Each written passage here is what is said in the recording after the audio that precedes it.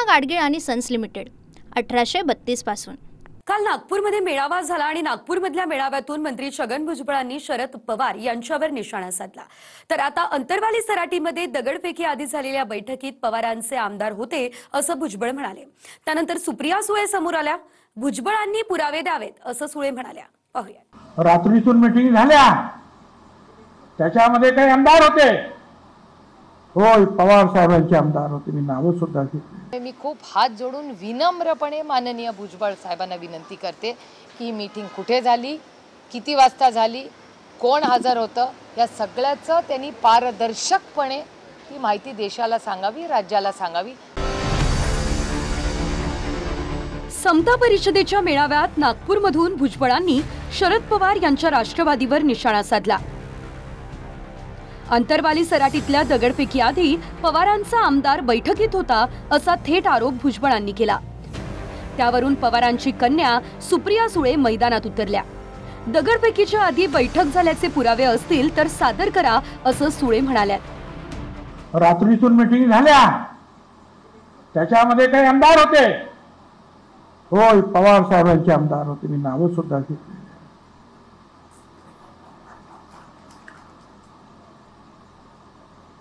त्यांच्यातलेच एक जे आहेत ते काही महाराज म्हणून काय म्हणतात ना, त्यांचा कुठले तरी महाराज महाराष्ट्र काय अनेक गोष्टी बाहेर पडल्यानंतर यांनी सांगितलं आणि त्याप्रमाणे सगळ्या गच्च्यांवर दगड बिगड ठेवले आणि सकाळी जेव्हा पोलीस आले तेव्हा तुफान दगडाचा मारा सुरू झाला। पोलीस पळत होते, घरामध्ये आश्रय घ्यायला, घरातून लाथा घालून त्यांना बाहेर काढले, परत बाहेर चोपायचे। महिला पोलीस होत्या, त्यांना सुद्धा त्रास झाला। मी खूप हात जोडून विनम्रपणे माननीय भुजबळ साहेबांना विनंती करते की मीटिंग कुठे झाली, किती वाजता झाली, कोण हजर होतं, या सगळ्याचं त्यांनी पारदर्शकपणे ती माहिती देशाला सांगावी, राज्याला सांगावी। कारण मलाही उत्सुकता आहे की कोण होतं, त्याचा एव्हिडन्स काय, तुमच्याकडे रिपोर्ट आहे का, आणि मग रिपोर्ट असा असेल तर त्यांनी मीडियाला सांगायच्या ऐवजी याच्यात पोलिसला कंप्लेन केली पाहिजे। माननीय मुख्यमंत्री होम मिनिस्टर आहेत ना, त्यांना सांगितलं पाहिजे ना। तुम्हाला सांगितलं तर ठीक आहे, पण मग त्यांना जर एवढी मोठे जर त्यांनी आरोप केलाय, मग ते पोलीस स्टेशनवर का नाही गेले? शरद पवार दगडफेकी मागे शरद पवार यांचा हात वगैरे मी असा एकही शब्द वापरलेला नाही। बापूसाहेब वाळेकर म्हणून ते तिथे होते, त्यांनी असं सांगितलं पाहिजे, ओपनली सांगितलं की तिथल्या आमदारांनी रात्री 2 वाजता मीटिंग घेतली, गच्चीवर अनेकांच्या दगड ठेवण्यात आले, पोलीस घराघरात लपत होते, त्यांना लाथा घालून बाहेर काढले, पण बाहेर काढून मारले। दगडफेकी मागे शरद पवार आहेत असं आपण बोललो नसल्याचं भुजबळांनी म्हटलंय। पण याआधी त्यांनी स्थानिक तत्कालीन आमदार राजेश टोपेंकडेच बोट दाखवलं होतं आणि टोपेंनी आरोपही फेटाळलाय। आता समजने वाले को इशारा काफी त्यांना घरी बसवलेला आहे असं सांगून पुन्हा भुजबळांनी टोपेंकडेच मोर्चा वळवलाय। राजेश समजने वालों को इशारा काफी है, जहाँ राजेश टोपे बाबत तुम्हाला बोलायचं तुम्हाला माहित नसेल तर कशाला शोधून काढा ना तिथला आमदार कोण आहे ते, आणि मी बोललेलो आहे ते, आणि कोणाला घरी बसवलं हे तुम्हाला माहिती आहे। उपमुख्यमंत्री अजित पवारांनी भुजबळ असं का बोलले हे जाणून घेतो अशी प्रतिक्रिया देत अधिक बोलणं टाळलंय। मी त्यांचं स्टेटमेंट वाचलं आज सकाळी, ते इथं आल्यानंतर त्यांचे त्या बाजूला होते, मी ह्या बाजूला होतो।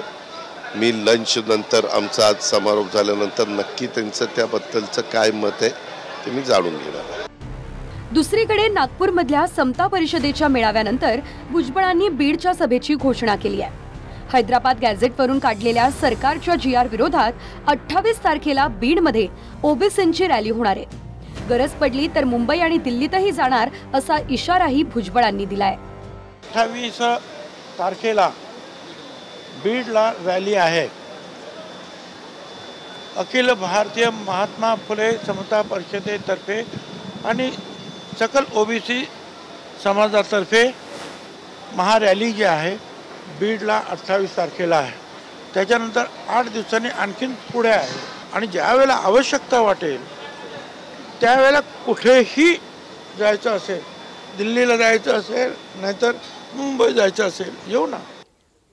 तुमच्या पण हातपाय धुवून मागा लागणार आता, हे पण तेवढंच खरं आहे. फक्त ती टप्पा येऊ द्या, तो टप्पा येऊ द्या. आम्हाला आणखीनही आशा आहे आमचं आरक्षण आम्हाला मिळत.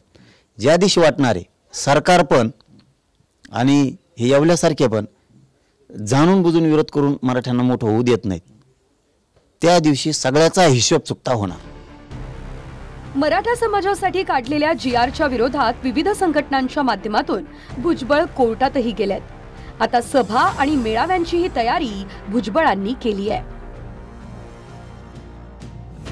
नागपूरहून अक्षय मंकनीसह संजय सरोदे, TV9 मराठी, जालना.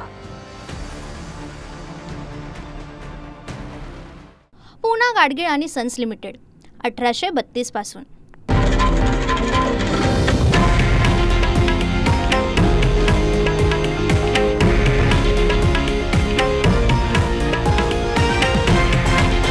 हे आहे देशातील नंबर 1 न्यूज नेटवर्क आणि आपण पाहत आहात TV9 मराठी, एकमेव.